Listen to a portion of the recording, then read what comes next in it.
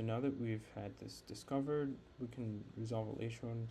Let's say now we need to use the auth controller to create a new account. As simple as this. This is very easy. It's not a headache. It takes a few minutes to have this completed.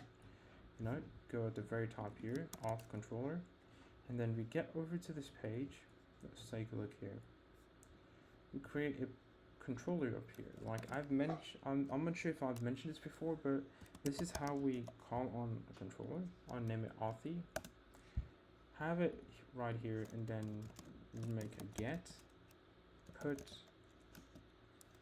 dependency controller, and then boom, you're good. The only thing is that you need to specify that it's a class, and then we're good. So just by doing this, it'll be able to take all of the functionalities within the auth data page and then add them to the specific variable that we've just created.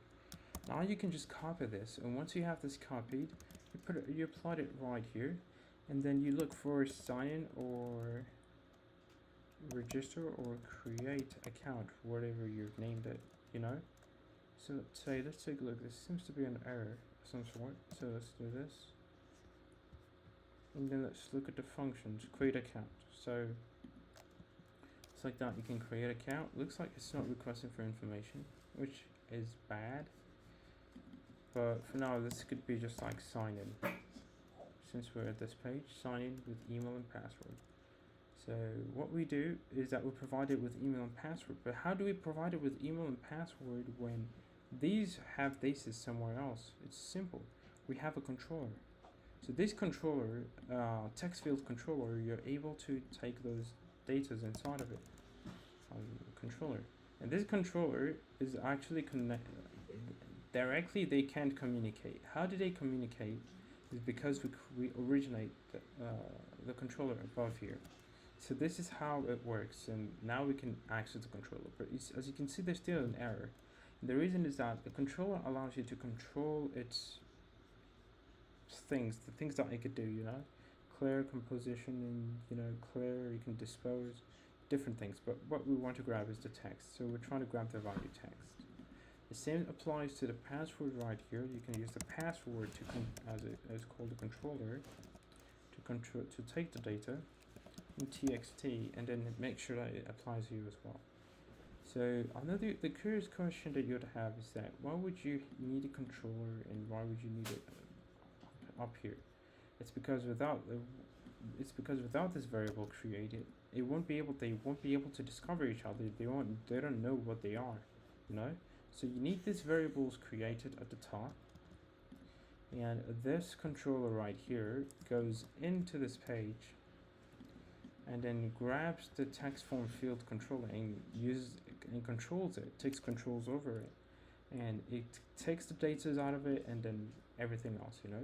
So that's the data that we're controlling, that we put up there.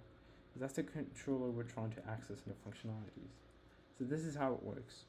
So with Flutter, unlike other softwares, you can take the variable, save it up here, and then put it up back down there. That's the amazing thing about it. So now we can try to get into some other things as well. Yeah, right now the cat is playing around. It's quiet now. It's distracted. So now that we're tackle this main part, one of the things we'd like to know is that it returns something. Returns a user. So we need to check out to see exactly if it's actually returning a correct user. So we're going to create something called user, name it user. Now this function is turned to a variable, which is awaiting for a data to be returned.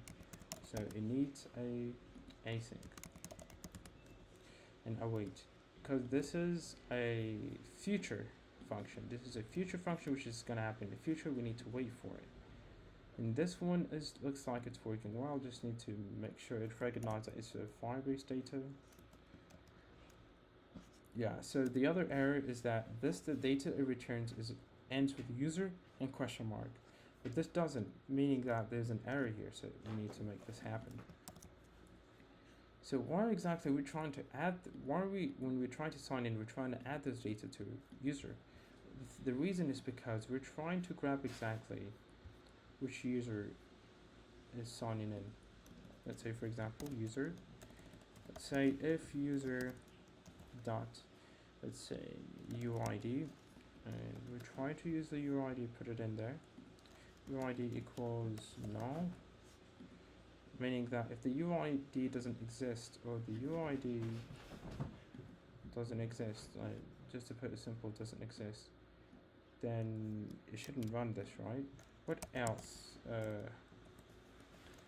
What else has happened? Let's say if it's functional, you know, the UID does exist and it is functioning, then that's the case. Let's give it a second option right here, just in case. So this is an AND. So we're gonna try to take the same user ID, and maybe right here is like, okay, if the user ID contains nothing, that's the other functionalities. Either it's null or it's a string arrived, but it's nothing. Then what you do is nothing. You just return an error if something is wrong, right? Print something is wrong. Simple as that. And when it comes to this page, it carries you to the next page. That's something else as well. So let's take a look here. That's the simple step of how it's done. For right now, we do not need to access all of this to do all this functionality, so I'm just going to comment them out. The main thing we want to make sure is the validator. So that's the same thing you'll do. What you did up here is what you'll do down there, and the other thing as well is that when you create an account, you have to create its database as well. Okay, so that's all when it comes to this specific region. Like, let me see, I think there's something worth pointing out here that is a major concern. First of all, this functionality that you've created is plain. It was not the custom one that I made for contractors, because if it was the one created for contractors, when the user signs in, it needs to gather all of the data that the user had. You understand? So, which means that it's supposed to get user. This functionality right here that says get user, you were supposed to use it.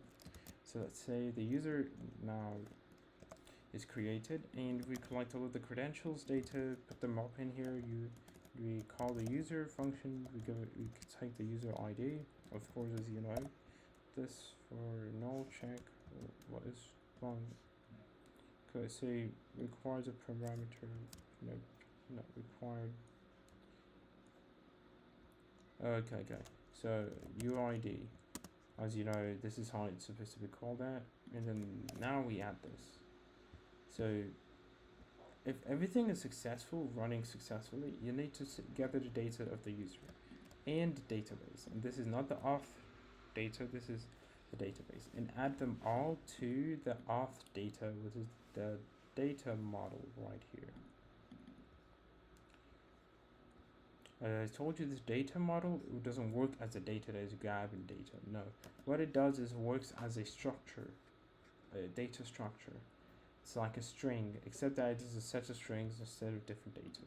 Simple as that. So there's a lot of things that we need to dive to. Taking 2 days on it, really you took so much time, which is not really required. It's just some simple steps that can be completed. And now that's mainly the main issue with it, you know.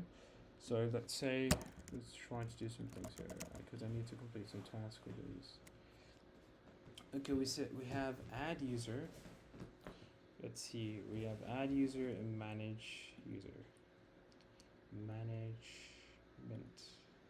So we ignore management and we make add school. Simple as this. So what I'm going to do, I'm going to show you an example of how it's supposed to be done. So let's look at the contractors right here. Let's open it in the new page, right? So the two tabs, this is iSchool and this is contractors. Let's take a look at iSchool. Let's see, data control. Okay, so now what we do is we grab the data control, head over here, go to controller and then add them there, right? Awesome. So now most of the data are not required, like all of these are not required, you know, these are not required. Okay, these are not required. Even categories are not required. All of these data are not required.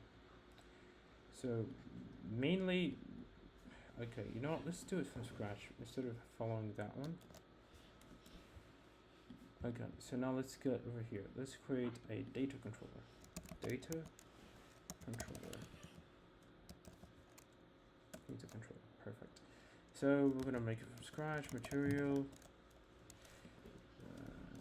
Import get, because we're gonna use get user, you know.